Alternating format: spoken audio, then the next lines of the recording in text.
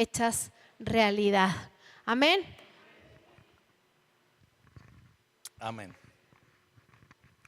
Muy bien, vamos entonces a los avisos rápidamente. Ya sabe usted todos los horarios, pero los volvemos a repetir. Miércoles 7 de la tarde, jueves 7 de la tarde, celebremos la recuperación, no se lo pierda. Mañana iniciamos con un principio nuevo, el principio 5, así que no se nos quede atrás. Si no ha venido y quiere agregarse, puede venir, no importa que ya vayamos en el 5, puede usted ahí agarrar el hilo y podemos seguir trabajando todos juntos. El viernes hay varones, pero ¿qué cree? Como es el primer viernes del mes, pues nos vamos a ir a ensuciar una casa, a dejarle un batidero ahí a la hermana. Bueno, en este caso le vamos a dejar el batidero al abuelo del güero. Vamos a ir a la casa de Alejandro Forzán. Ahí vamos a estar el viernes. Si usted no sabe la ubicación, ahí la vamos a proporcionar en el grupo. Si de plano se le hace complicado o no tiene cómo llegar, aquí nos vemos unos minutos antes y de aquí nos vamos a la casa de Alejandro. El menú ya está listo, el disco ya está listo, las alitas están listas, hasta la manteca de puerco está lista, así que no se lo pierda, va a haber alitas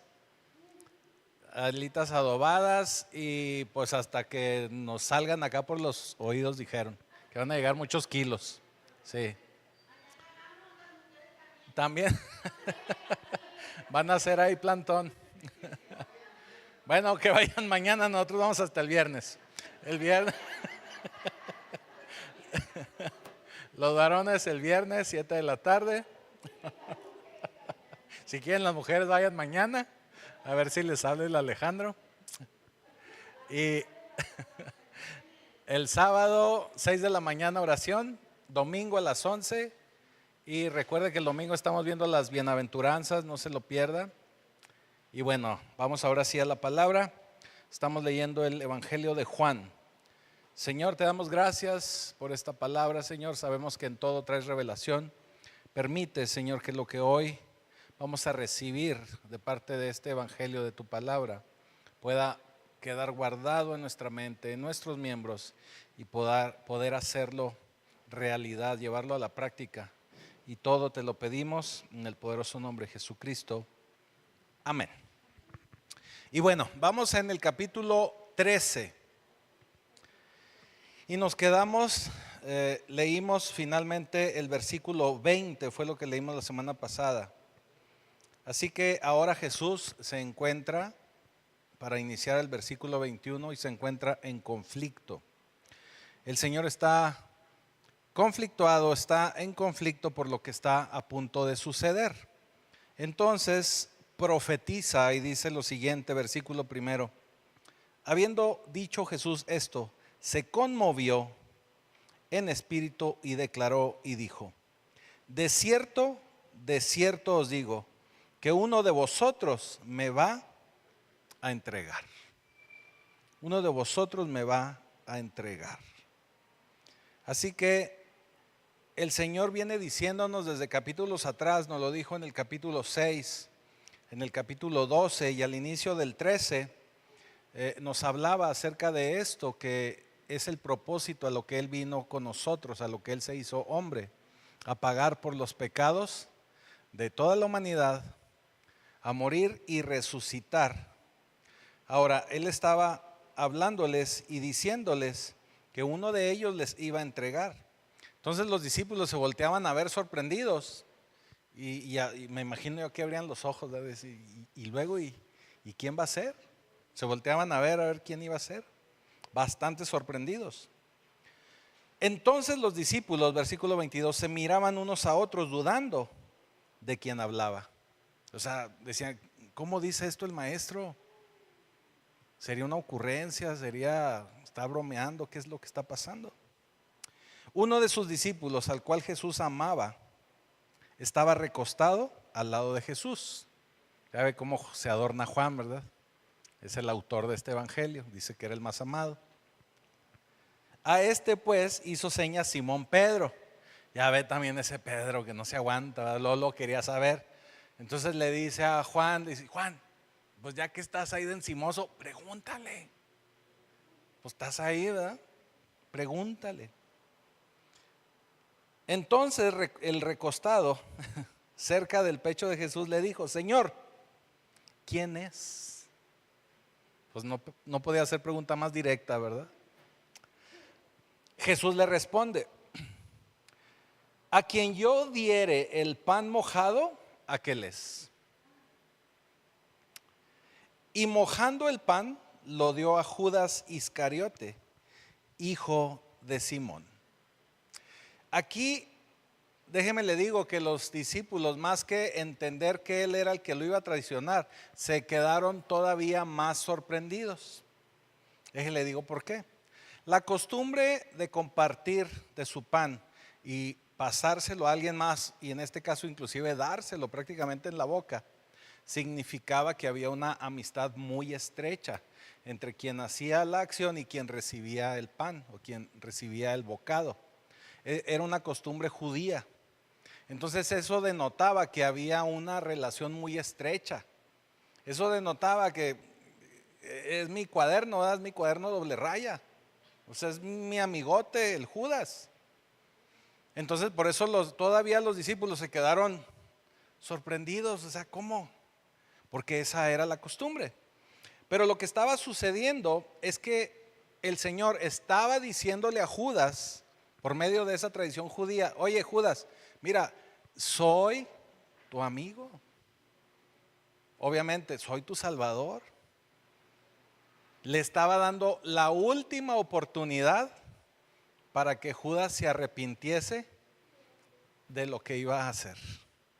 Le estaba dando la última oportunidad de decir, sí, cierto, somos bien amigos, y quedarse ahí con Jesús y no traicionarlo. Fue la última oportunidad que éste le dio. Entonces Satanás entra en Judas porque él, hablando de Judas, simplemente rechazó a Jesús. Porque él ya tenía muy definida su idea en la mente, ya tenía muy fijo que verdaderamente lo iba a entregar. Vaya, él ya se había puesto de acuerdo con quien lo iba a entregar y estaba muy firme en que así tenía que ser. Ya lo tenía muy fijo en su cabeza. Por eso, dice en el versículo 27, y después del bocado, Satanás entró en él. Entonces Jesús le dijo, lo que vas a hacer, hazlo más pronto. Porque ahí le dio la última oportunidad y Jesús, que lo sabe todo y lo conocía todo, se dio cuenta que él nunca quitó su idea de la cabeza. Que él tenía fija esa situación, que lo iba a entregar. Obviamente los demás no entendían y lo que pensaron que le decía el Señor a Judas era, mira, eres mi compa, pero ahora sí ve y haz los preparativos para esta última cena, para la Pascua. Eso fue lo que ellos entendieron. Por eso dice en el versículo 28, ninguno de los que estaban en la mesa entendió por qué dijo esto. Porque algunos pensaban, puesto que Judas tenía la bolsa, o sea, el dinero, que Jesús le decía, compra lo que necesitamos para la fiesta, o que diese algo a los pobres. Cuando él, pues, hubo tomado el bocado, luego salió y era ya de noche. Nadie se imaginaba y nadie sabía que Judas a lo que iba era a traicionar al maestro, y no solamente lo iba a traicionar, sino que esa misma noche lo iba a entregar. Por eso aquí hace la aclaración, dice ya era de noche, o sea ya estaba a unos cuantos minutos de ser entregado. Ahora ya la traición está en movimiento. Ya los eventos que vienen a continuación nos van a ir llevando uno a uno a la crucifixión, porque a partir de este punto se inicia todo este camino de la crucifixión. Versículo 31. Entonces, cuando hubo salido, dijo Jesús, ahora es glorificado el Hijo del Hombre, y Dios es glorificado en él. El Señor viene a ofrecerse y viene a realizar una expiación sustitutiva, así se le llama teológicamente. Él viene a expiar los pecados de todos y cada uno de nosotros en sustitución nuestra.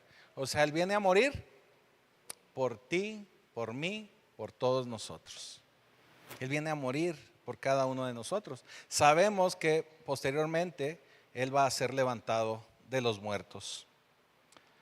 Si Dios es glorificado en Él, Dios también le glorificará en sí mismo y enseguida le glorificará. Hijitos, les dice, aún estaré con vosotros un poco. Me buscaréis, pero como dije a los judíos, así os digo ahora a vosotros. A donde yo voy, vosotros no podéis ir. Yo creo que ya lo hemos explicado varias veces y lo podemos entender que el Hijo va a glorificar al Padre, porque cuando el Hijo glorifica al Padre, el Padre es glorificado por el Hijo y el Hijo a su vez glorifica al Padre y ambos glorifican al Espíritu Santo. Nosotros ahora entendemos esa parte. Vaya, todo lo que hace ya sea el Padre y todo lo que hace el Hijo y ahora con nosotros el Espíritu Santo es para glorificarse entre ellos. ¿Por qué? Por ese gran amor que existe en las tres personalidades de Dios. Es un solo Dios, pero es un Dios trino, tripartita, con tres funciones distintas: Dios Padre, Dios Hijo, Dios Espíritu Santo. Y todo lo que hace uno al otro, en cualquiera de sus personalidades, vamos a decirlo así, no porque cambie de personalidad, son tres personas en uno mismo, ¿sí? Por eso es el misterio de la Trinidad, porque luego inclusive es complicado para poderlo explicar, ¿sí? Todo lo que hacen entre ellos es para glorificarse uno al otro, ¿sí? Así que el Señor va a ser llevado al Padre y por eso Él les explica y les dice que a donde Él va no van a poder acompañarlo, porque Él va al seno del Señor y ellos todavía no es tiempo de que vayan allá, ¿sí? Están en su partida inminente o inminentemente se acerca su partida.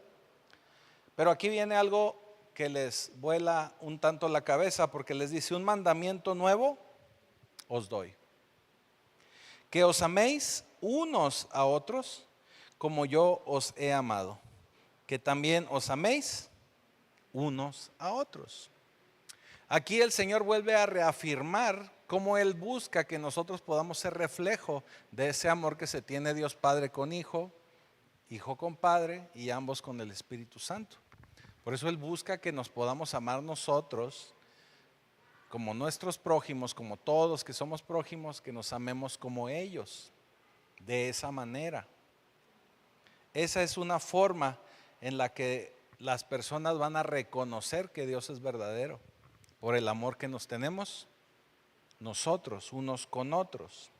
Por eso dice en el 35, en esto conocerán todos que sois mis discípulos, si tuviereis amor los unos con los otros. Por eso nosotros tenemos que amarnos, aunque luego somos hermanos lija. Así dice la güera. Aunque luego de pronto como que, así como en las familias, ¿verdad? Que no toleramos a algún hermano, alguna hermana. Y estoy hablando de las familias nucleares, ¿verdad? De papá, mamá, hermanos, hijos. Luego hay pleitos entre los hermanos, pero finalmente siguen viviendo en la misma casa, comen en la misma mesa y pues nos tenemos que seguir aguantando porque somos familia. De alguna manera eso es lo que el Señor espera de nosotros como hijos de Él, como familia de la fe, familia en Cristo. Así que esto es algo que debe tomar relevancia en la familia de Dios, que nos amemos los unos a los otros. Tenemos que recordar que el amor bíblico o el concepto de amor desde la perspectiva de la Biblia es que todos y cada uno de nosotros tenemos que buscar compasivamente, responsablemente y con rectitud el bienestar de la otra persona. Tenemos que buscar que la otra persona esté bien, honestamente, o sea, sin fingimiento, con toda honestidad. Porque el amor, déjeme le digo algo, yo sé que luego tenemos expectativas así muy románticas, pero el amor es una decisión. Usted decide amar. Por eso también a veces decide odiar. Por eso también decide que a alguien le cae mal. Son decisiones. Lo relacionamos con una emoción, con un sentimiento, pero son decisiones. ¿Sí? El amor es una decisión. Y en el amor bíblico es tomar la decisión de buscar lo mejor para el otro, sin importar lo que estemos nosotros sintiendo. ¿Sí? Así nos vuela la cabeza el Señor, ¿verdad? Luego como que decimos, ay, híjole, ¿cómo? Pues sí, así lo dice el Señor. Entonces, ya saben cómo son los Pedros. Versículo 36. Le dijo Simón Pedro, Señor, ¿a dónde vas? Conejo Blada, ¿a dónde vas? Le dice. Y Jesús le respondió, a donde yo voy no me pueden seguir ahora. O sea, lo mismo que ya les había contestado minutos antes. Mas me seguiráis después, o sea, después me van a seguir ahí.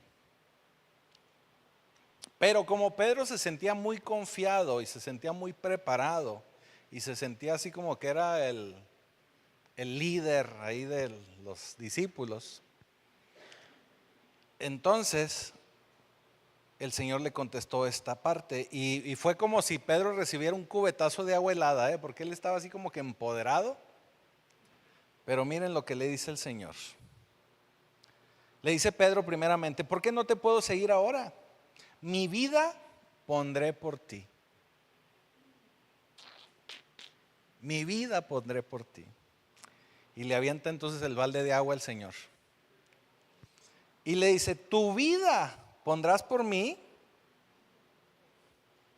O sea, ¿estás seguro? De cierto te digo, no cantará el gallo sin que me hayas negado, no una, no dos, sino 3 veces. Por eso le digo que le cayó el baldazo de agua al Pedro. El Señor quería que Pedro terminara de aniquilar y de acabar con su orgullo. Una de las situaciones que Pedro tenía es que era orgulloso.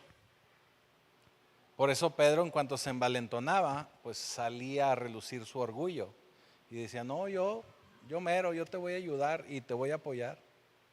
Pero el Señor sabía que aún faltaba orgullo que dejar atrás. Porque cuando tenemos ese orgullo en nuestra vida, en nuestra mente al menos, no vamos a poder respaldar nuestras acciones. Mire, el asunto es que a veces estamos tan emocionados o estamos tan levantados emocionalmente que un día estamos así como que, Señor, y te voy a seguir y envíame a las naciones, pero que sea París, Francia, Alemania, Europa, por allá. ¿Verdad? África, ¿no? Allá. Sí, no, y te voy a servir y no importa la hora, no le hace que me hablen a las 3 de la mañana. Ajá. Y si me mandas a Europa en primera clase, Señor. Pero la verdad de las cosas, cuando se empiezan a poner las cosas difíciles, en la mayoría de los casos no podemos respaldar nuestra palabra. Mire, se lo voy a poner un ejemplo bien sencillo. Mucha gente que viene a la iglesia, ya no hay de esa gente, aclaro, ya no hay, gracias a Dios. Pero se acerca y me dice, pastor, es que quiero servir. ¿En qué le ayudo? ¿Qué hago? Le digo, qué bueno que quieres servir, pero lo primero para poder servir, yo necesito verte más seguido. Necesito que estés dispuesto y disponible. Porque hay mucha gente dispuesta, pero cuando se les pide servir no están disponibles. Entonces tienen que estar dispuestos y tienen que estar disponibles. Y para servir pues tiene que verse, ¿verdad? Porque Porque si ni los de la iglesia saben quién es Jaime el de Valsequillo, pues ¿cómo les voy a decir que él va a recolectar el dinero para lo del viernes? Pues van a decir, pues ¿cuál Jaime? Y sí será seguro, y sí irá a venir, y el viernes sí irá a ir, y el viernes no tendrá que trabajar tiempo extra y nos va a dejar colgados. ¿Sí me estoy explicando? O sea, entonces eso le pasaba al Pedro. Entonces el Señor le dice, oye, espérame, falta todavía por trabajar. Falta todavía por trabajar. Y el domingo lo mencionábamos en el servicio, en el culto. El Señor termina restaurándolo, porque dice, bienaventurados los que lloran. Y Pedro, después de haberlo negado, lloró amargamente, dice la Escritura. Porque se arrepintió del pecado y ahí terminó de eliminar, de aniquilar su orgullo. Ya después de esa, ya no vemos a ese Pedro malentonado. Todavía por ahí en el libro de los Hechos lo vemos como que no quiere ir con los romanos, pero ya anda un poquito más dócil, ¿verdad? Pero vaya, todavía había mucho que trabajar con él. Y el Señor lo hace ver la realidad de su vida. Y bueno, vamos al capítulo 14. Capítulo 14, el capítulo 14 es realmente pequeño, entonces ahorita no lo vamos a terminar rápidamente. Santo. Versículo primero dice, no se turbe vuestro corazón, ¿creéis en Dios? Creed también en mí, les dice el Señor. Jesús trataba de calmar a sus discípulos, porque después de todo eso que había dicho que alguien lo iba a traicionar y que ya se iba a ir y que a donde iba no lo podían seguir, y luego Pedro se envalentona y le dice, hey, Pedro, o sea, uno me va a traicionar y tú me vas a negar. O sea, imagínense, con toda esa información los discípulos ya hasta el momento ya estaban así como que, ¿qué está pasando? Entonces el Señor trata de calmarlos y les dice, no se turbe vuestro corazón, o sea, tranquilos todos, quietos, estamos cenando tranquilos. ¿Creen en Dios? Crean en mí, crean en lo que les estoy diciendo. En la casa de mi Padre muchas moradas hay. Y no se refiere a mujeres vestidas de morado, sino a habitaciones, a casas. Si así no fuera, les dice, yo os lo hubiera dicho. Voy pues a preparar lugar para vosotros. También estas palabras se las dice de esta manera porque era un entendimiento que había en el pueblo judío. Era un entendimiento donde se les enseñaba y se reconocía que el Padre, Dios Padre, acondicionaba habitaciones espirituales para todos aquellos que iban con Él.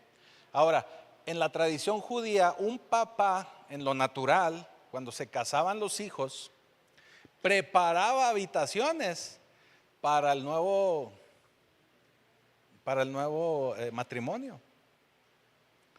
Fíjese, y la ley decía que dejará a su padre y su madre y se unirán en una sola carne. Y aún así, bueno, la tradición judía era que pues les hacían sus propios, hagan de cuenta que les preparaban su departamento, pero ahí en el mismo complejo, ahí donde vivían los papás.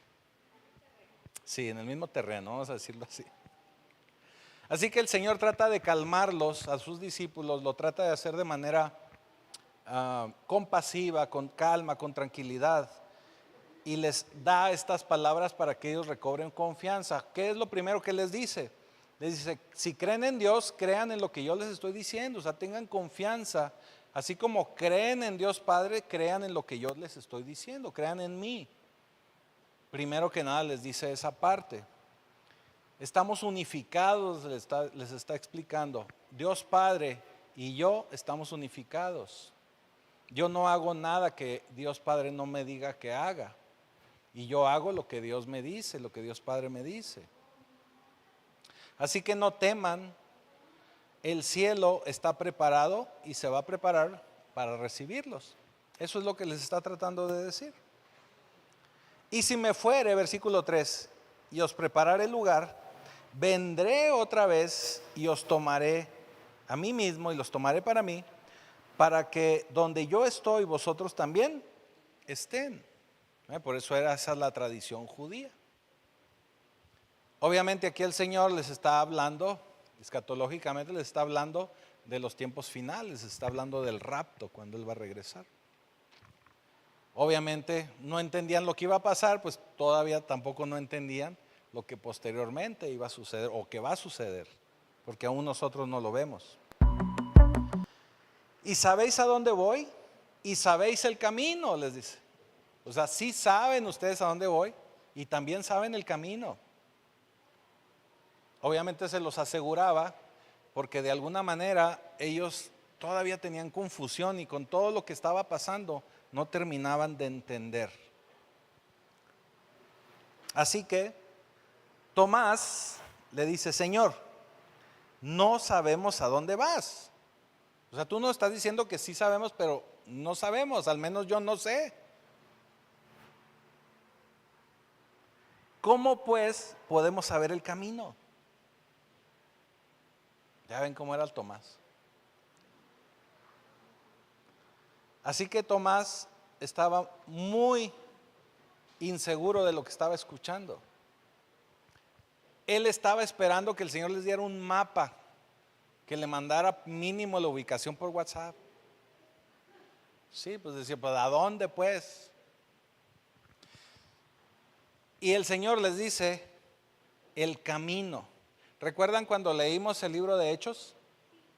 Cuando iba Pablo enseñando acerca de Cristo y las enseñanzas de Cristo, les decía que esa nueva forma de vivir a Dios y de recibir de Dios y de aprender de Dios era el camino. ¿Se acuerdan? Así le decían. Si usted lee el libro de los Hechos, se da cuenta que no se menciona cristianismo, sino el camino. Era una nueva forma de buscar a Dios. Pero no se estaba refiriendo a un sendero, sino el camino era precisamente Jesús mismo. Jesús le contesta a Tomás y le dice: yo soy el camino, la verdad y la vida. Nadie viene al Padre sino por mí. Aquí el Señor vuelve a confirmarnos que Él es el camino universal. Y lo voy a decir así, es el camino católico, porque católico significa universal. Entonces cuando usted escuche la palabra católico, no se asuste. Ellos se lo apropiaron el término, pero católico significa universal. Es el camino universal o el acceso universal a Dios, el acceso universal al cielo. No hay otra forma de llegar a Dios Padre o al cielo sino por medio de Jesús. Es el único camino. Si me conociereis, también a mi Padre conoceréis. Y desde ahora lo conocéis y le habéis visto, les dice en el 7. Si ya conocen ustedes al Hijo, conocen al Padre. Pero entonces ahora viene el turno de Felipe. Ahora viene el Gelipe. Sí le decían los amigos el Gelipe. No, no sé cómo se apellidaba, pero el Gelipe.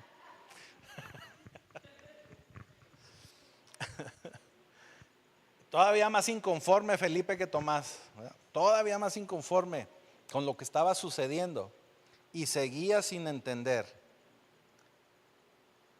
Y le dice Felipe: Señor, muéstranos el Padre y con eso tenemos, con eso nos basta. Y Jesús le vuelve a contestar, bueno, ahora Felipe: tanto tiempo hace que estoy con vosotros y no me has conocido, Felipe. Y yo me imagino que hasta un zape le debió haber dado ahí.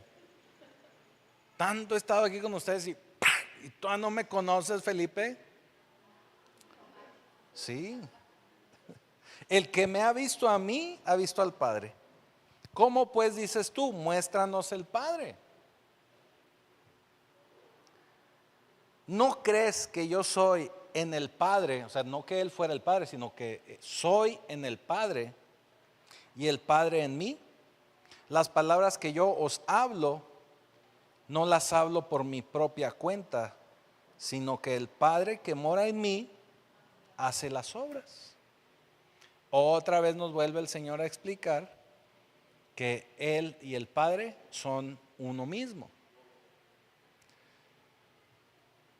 Felipe de alguna manera estaba pensando o buscando el preguntarle al Señor, así como lo hizo Moisés en su momento, que Moisés quería ver la gloria de Dios, y que Moisés le dice, muéstrame quién eres, muéstrame tu rostro.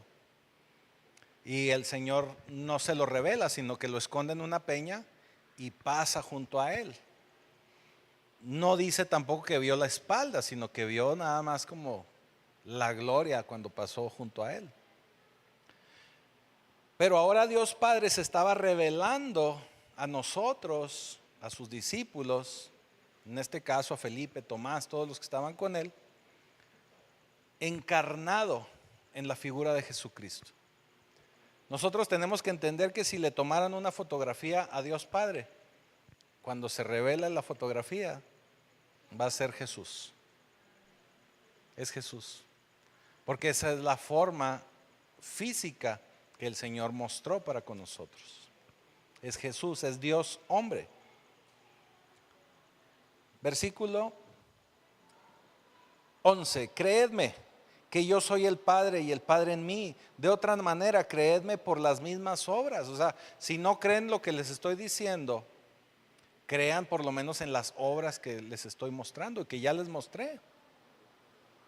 De cierto os digo, el que en mí cree las obras que yo hago, él las hará también, y aún mayores hará, porque yo voy al Padre.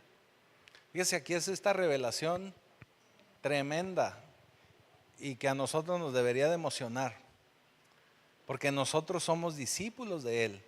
Entonces Jesús nos afirma que todos sus seguidores, aquel que cree en Él, va a hacer las mismas obras como las de Él. Ojo, como las de Él.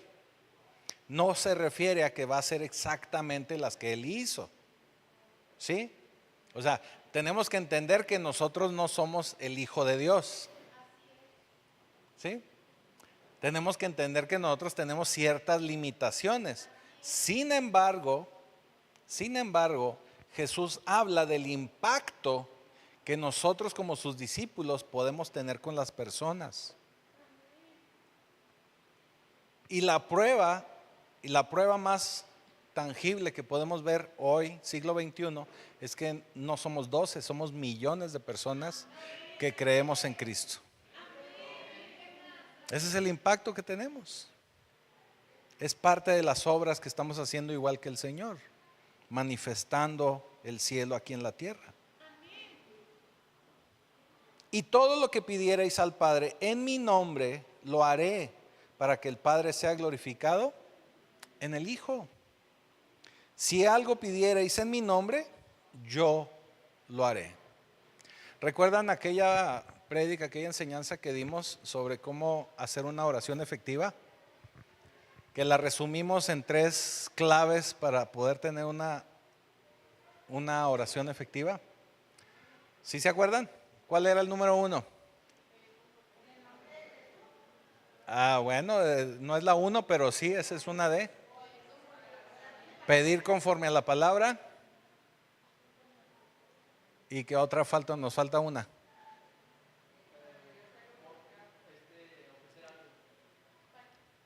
No. Sí, pero no. Para su gloria, exactamente, hermano. Ahí están. Sí, cuando nosotros vamos a orar, cuando hacemos una oración, acuérdese que todas las oraciones tienen que ser dirigidas al Padre. Dios es la figura principal, Dios Padre es la figura principal y todas las oraciones van a Él. Jesús mismo cuando ora y que enseña cómo orar, les dice Padre nuestro, o sea, refiriéndose a Padre. Entonces, todas nuestras oraciones tienen que estar dirigidas al Padre. Tenemos que orar preferentemente conforme a su palabra. Por eso es bueno conocer versículos, conocer de la Biblia, conforme a su palabra. ¿sí? Recordarle al Señor su palabra, porque de esa manera Él no tiene cómo salir de ahí, ¿verdad? Ajá, y aparte, porque si pedimos de acuerdo a su palabra, es su palabra y la palabra la va a cumplir. No nos va a dar una cuenta en euros en un paraíso fiscal, no. O sea, tenemos que pedir de acuerdo a su palabra. ¿Sí? Ok. Entonces es a Dios Padre. Bueno, ahí le agregué yo a Dios Padre, pero es de acuerdo a su palabra. Cuando está usted orando y pide algo, tiene que decirle que todo lo que va a recibir y todo lo que está pidiendo es para darle gloria a Él, que es lo que aquí nos está Él enseñando. El Hijo glorifica al Padre, el Padre glorifica al Hijo. Nosotros, si recibimos de Él, es para glorificar a Jesucristo.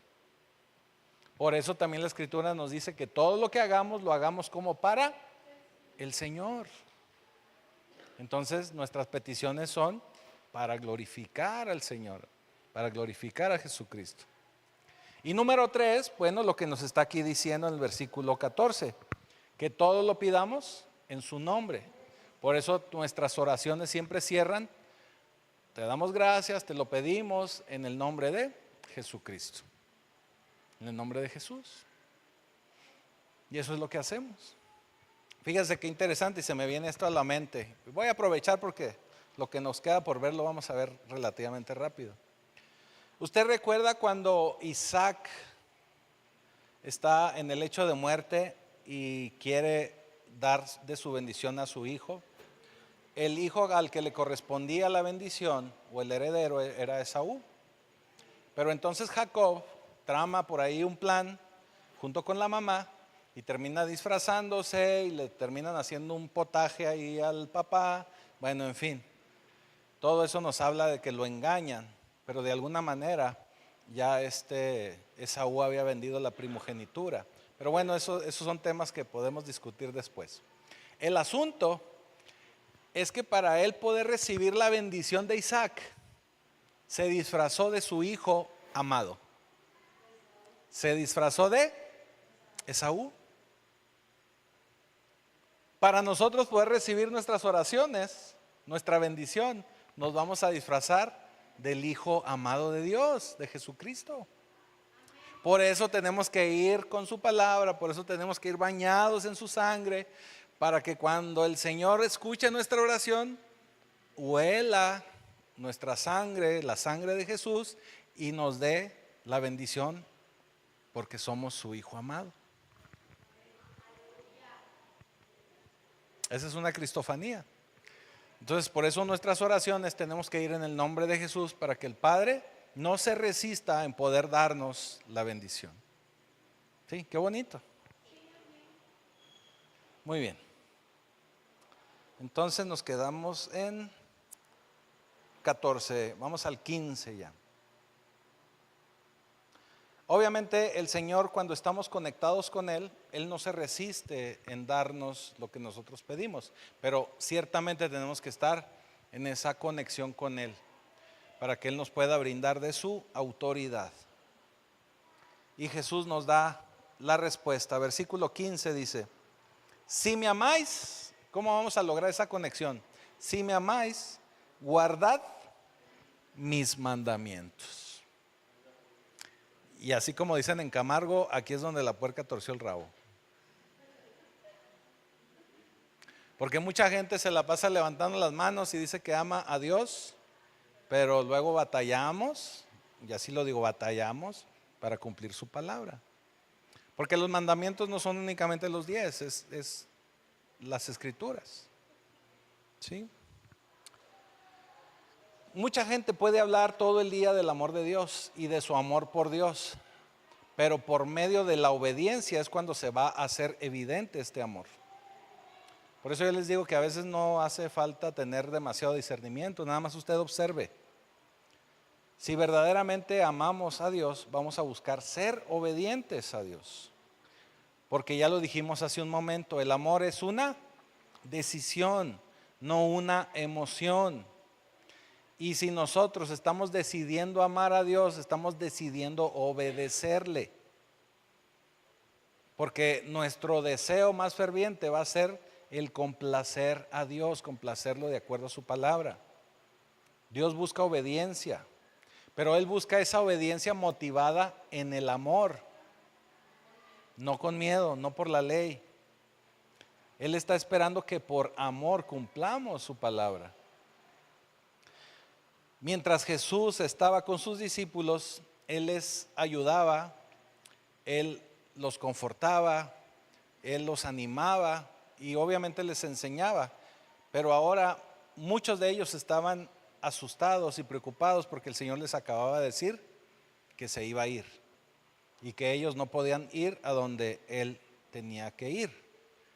Entonces le preguntaban: ¿dónde encontraríamos o dónde encontraremos ayuda, maestro, si tú te vas? Esa era una pregunta que ellos tenían en su cabeza.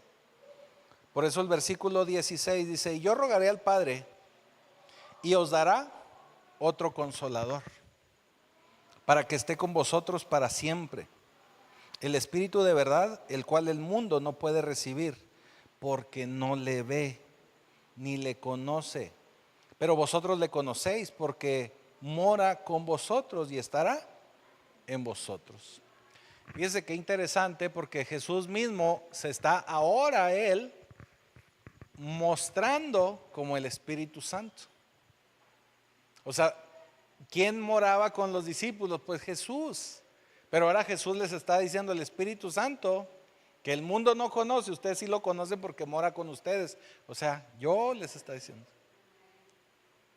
¿Sí se fija? Porque primero se compara con Dios Padre, pero ahora les está diciendo: este Espíritu que ustedes van a recibir, ustedes ya lo conocen, soy yo.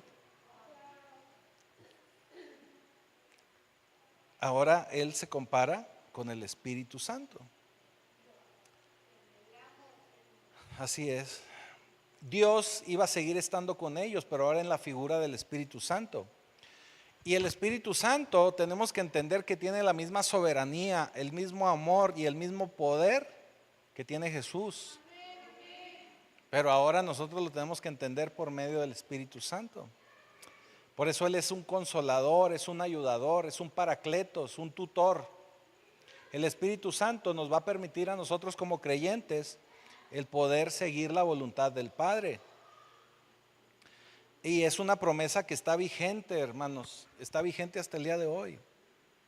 Está vigente hasta el día de hoy y para cada uno de nosotros, sus discípulos.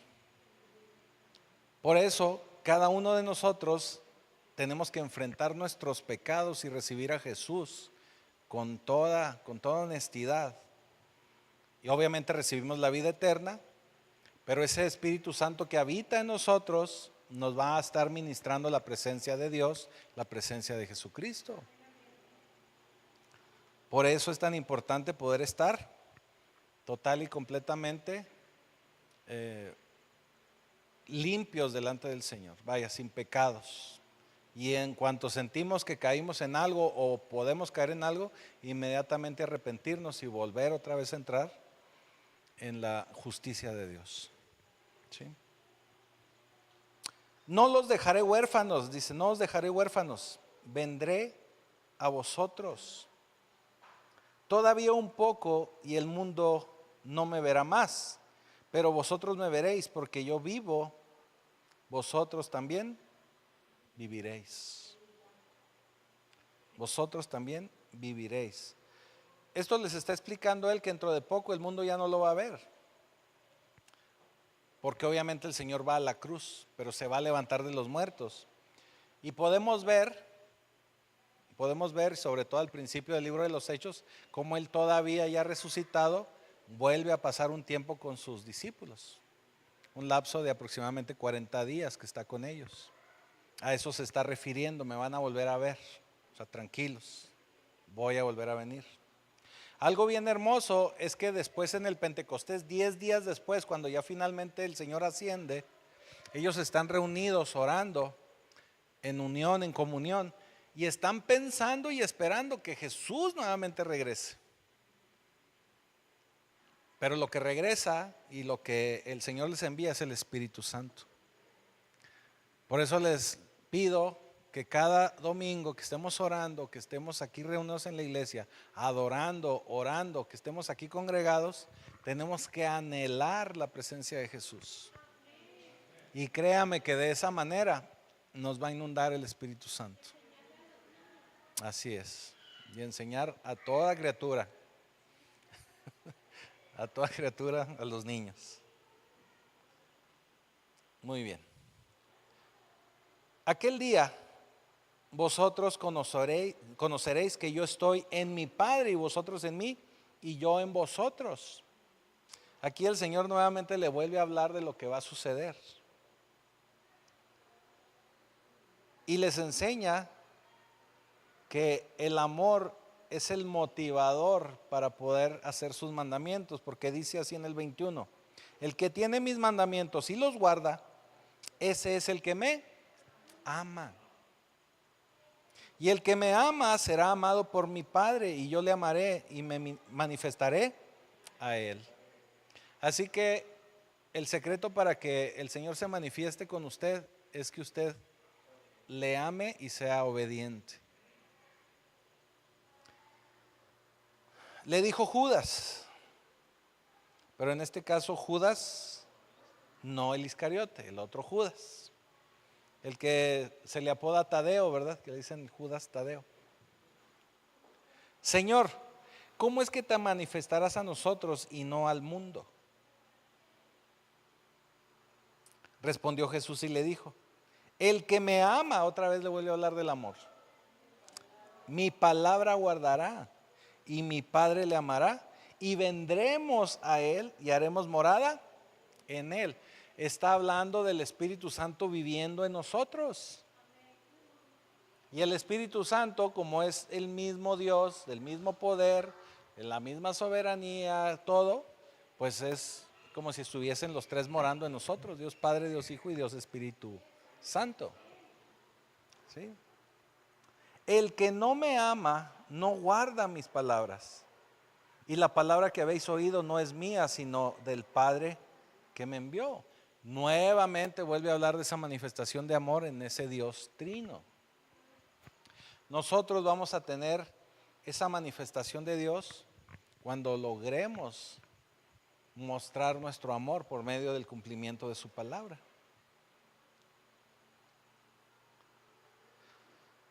¿Qué nos quedamos? 25 ya. Os he dicho estas cosas estando con vosotros. Mas el Consolador, el Espíritu Santo, a quien el Padre enviará en mi nombre, Él os enseñará todas las cosas y os recordará, fíjese qué interesante, y os recordará todo lo que yo os he dicho.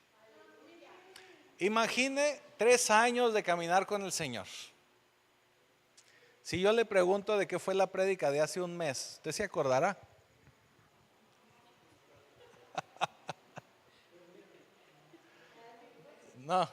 No, y luego si era viernes menos, ¿eh?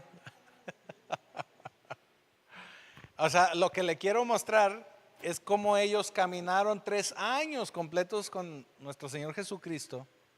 Pues claro que lo que empezaron a aprender desde el primer año, muy seguramente después de estos 3 años ya no lo sabían o no se acordaban. Máxime si fue enseñándoles cada vez más cosas, iban subiendo de nivel, pues ya no recordaban mucho de ello.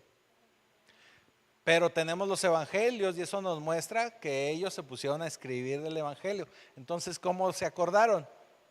Aquí nos lo dijo el Señor, por medio del Espíritu Santo. Porque Él iba a venir a ellos y les iba a recordar todo lo que el Señor les ha enseñado. También nosotros como discípulos, si buscamos constantemente la presencia del Espíritu Santo, no se va a acordar de la prédica del pastor, pero se va a acordar de la enseñanza del Señor. Y en momentos sí, y es como cuando también, no sé si a usted le ha pasado, que habla con una persona, está tratando de evangelizar y se le vienen, a lo mejor no el versículo así de capítulo, evangelio, capítulo, versículo, pero se acuerda que dice la palabra y ¡fum!, se lo suelta. ¿Quién cree que se lo está recordando? El Espíritu Santo, exactamente eso es. Por eso aquí el Señor dice, y Él les va a venir y les va a recordar lo que yo os he dicho. Y luego va terminando el Señor y les dice: la paz os dejo, mi paz os doy. Yo no os la doy como el mundo la da. No se turbe vuestro corazón ni tenga miedo. Habéis oído que yo os he dicho: voy y vengo a vosotros. Si me amarais, os habráis regocijado, porque he dicho que voy al Padre, porque el Padre mayor es que yo. Y ahora os he dicho antes que suceda, para que cuando suceda, lo crean. Eso ya se los había dicho el Señor en otras ocasiones. Dice: ya les estoy diciendo para que vean que cuando vaya a pasar o cuando pase, para que vean que ya estaban avisados. Ya se los había dicho. ¿Sí? Jesús les promete paz. Y la paz que promete Jesús no es una ausencia de problemas o de tormentas, sino que la paz que promete el Señor es que aunque haya tormentas, nosotros vamos a estar confiados, tranquilos. De esas de que una vez les hablaba acerca de esto, de esas de que aunque esté aquí el huracanazo, aquí vamos a estar cantando y adorando al Señor con toda tranquilidad y con toda confianza. Esa es la paz que promete el Señor. Esa es la paz que habla el Señor. Es tener paz aún y cuando las cosas parecen estar lo más negativas posibles. Mantener la calma. Por eso la Escritura habla y nos dice que nos da la paz que sobrepasa todo entendimiento. De esas de que lo ven tan tranquilos y dice: oye, hermano Juan, pues ¿por qué tan tranquilo? ¿Por qué estás así tan tranquilo? Si la cosa está gacha. También nos dice que no se turbe su corazón, ni tengan miedo. ¿Sí? Ahora, algo que tenemos que saber es que todas estas enseñanzas que les está dando a última hora el Señor, por decirlo así, a última hora, se las está dando porque están a punto, a horas de tener verdaderos motivos de estar aterrorizados. Están a horas de ser el Señor entregado y de vivir todo esto que le llamamos el camino del Señor en cuanto a el camino hacia la cruz, ¿verdad? La pasión. Ajá.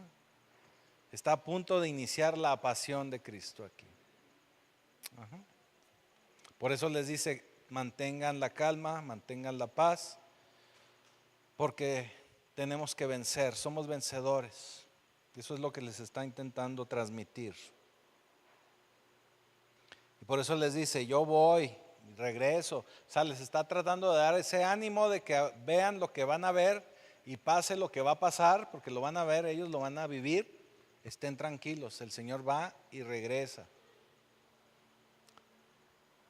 Ahora os lo he dicho antes que suceda, para que cuando suceda lo crean. No hablaré ya mucho con vosotros, les dice, porque viene, fíjense lo que dice aquí, porque viene el príncipe de este mundo y él nada tiene en mí. El príncipe de este mundo. Mas para que el mundo conozca que amo al Padre y como el Padre me mandó, así hago. Y luego finalmente dice: levantaos, allá levántense, no se queden ahí aplastados, vámonos.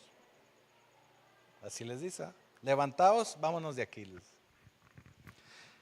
Pero algo bien interesante es que les dice el príncipe del mundo. Está hablando de Satanás. Cuando Adán y Eva caen por el pecado, resulta, o aparentemente resulta vencedor Satanás, o él siente que es el vencedor. Por eso en 2 Corintios 4:4 dice: en los cuales el Dios de este siglo cegó el entendimiento de los incrédulos. Está hablando de Satanás, para que no les resplandezca la luz del evangelio de la gloria de Cristo, el cual es la imagen de Dios. Pero fíjense cómo dice: el Dios de este siglo.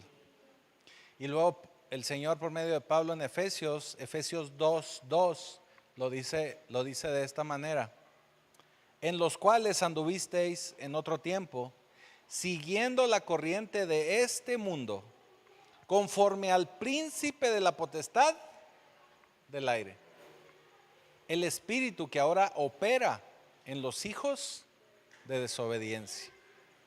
Eso significa que todos aquellos que no quieren ver a Jesús, que no quieren recibir a Jesús, que no se dan cuenta de Jesús, es porque el que los tiene cegados es Satanás, que es el príncipe de este siglo, el Dios de este siglo, el príncipe de la potestad del aire. Y lo podemos ver desde la perspectiva que el mundo en su generalidad deja fuera a Dios, deja fuera a Jesucristo, porque Él es el que está gobernando. Los sistemas del mundo son los que operan, son los que gobiernan, y en todos esos sistemas siguen dejando fuera a Jesucristo. Mire, por darle un dato actual, en la actualidad hay un debate muy grande, y no me quiero meter en la política, pero en esta noche, pero hay un debate muy grande porque quieren crear el Estado de Palestina, y ya van varios países europeos que se están uniendo, apoyando a la formación del Estado palestino. Pero la formación del Estado palestino no es el bottom line o el punto, sino el punto es que lo están tratando de generar porque sienten que va en contra de Israel. Realmente aquí el asunto es que quieren ir en contra de Israel. ¿Y por qué quieren seguir yendo en contra de Israel? Pues porque sigue siendo el pueblo de Dios. Aún y cuando están en desobediencia, aún y cuando no recibieron al Mesías, aún y todo eso, siguen siendo el pueblo de Dios. Entonces podemos ver cómo Satanás sigue empeñado en acabar con el pueblo de Dios. Entonces Satanás no tiene poder alguno sobre Jesús, porque Jesús está libre de todo pecado. Jesús se vuelve hombre para derrotar a Satanás y de esa forma restaurar el reino de Dios aquí en la tierra. Nosotros que ya sabemos, podemos entender que Él ha triunfado, que Él nos ha dado la victoria, pero aún así, de nuestra parte sigue el seguir caminando, estableciendo el reino de Dios aquí en la tierra.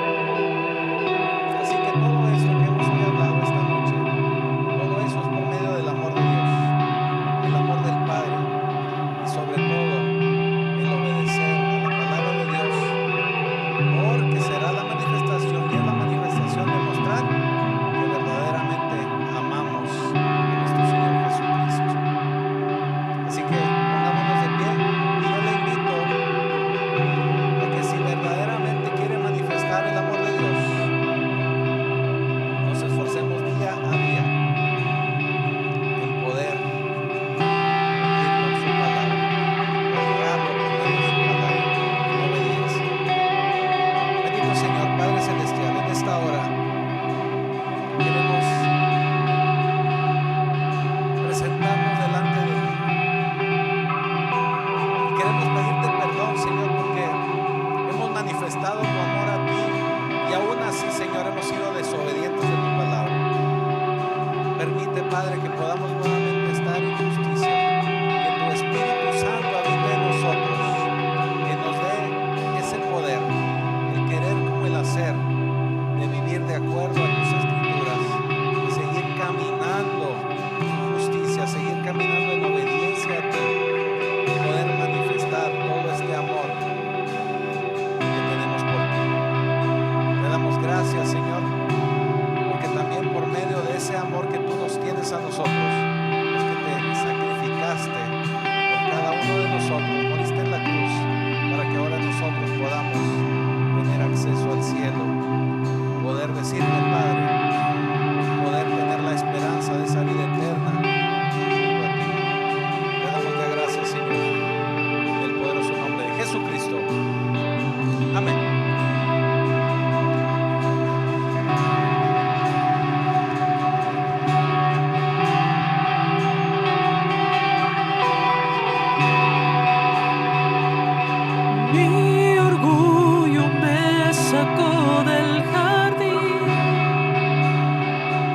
Su humildad puso el jardín en mí. Y si vendiera todo lo que tengo a cambio de su amor, yo fallaría.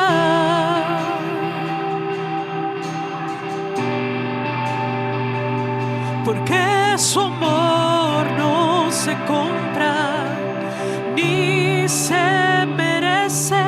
Su amor es un regalo, de gracia se recibe. Porque su amor no se compra ni se merece.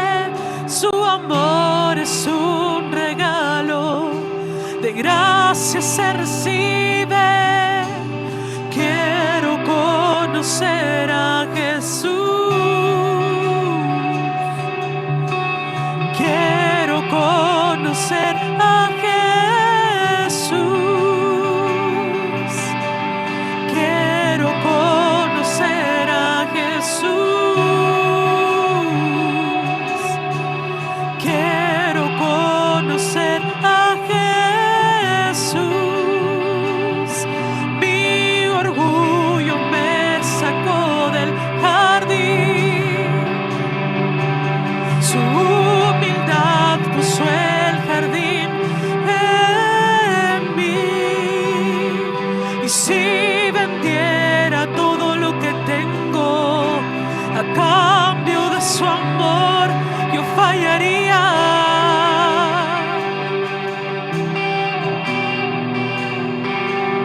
Porque su amor no se compra ni se merece. Su amor es un regalo, de gracia se recibe. Porque su amor no se compra ni se merece. Su amor es un regalo, de gracia se recibe. Quiero conocer a Jesús.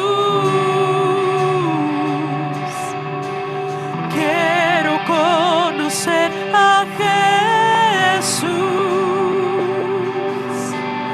Quiero conocer a Jesús. Quiero conocer a Jesús. Quiero conocer a Jesús. Quiero conocer a Jesús.